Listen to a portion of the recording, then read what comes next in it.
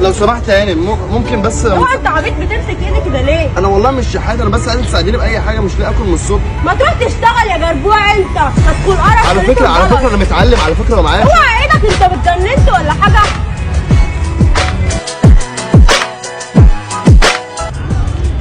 اجيب لحضرتك ايه؟ معلش انا اسف، اجيب لحضرتك ايه يا فندم؟ هات لي ميه. ميه بس؟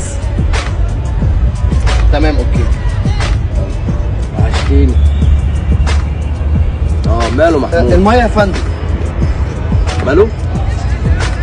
نعم. وانت وهو في 60,000 داهيه.